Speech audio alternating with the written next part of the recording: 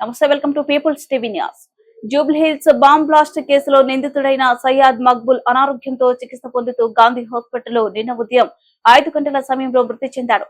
సయ్యద్ మక్బూల్ తిహార్ జైల్లో శిక్షణ అనుభవిస్తుండగా గత ఏడాది క్రితం చెర్లపల్లి జైలుకు తరలించారు. బైపాస్ సర్జరీ అనంతరం కిడ్నీ సమస్యతో బాధపడుతూ గురువారం ఉదయం సుమారు 5 గంటల ప్రాంతంలో మృతి చెందాడు.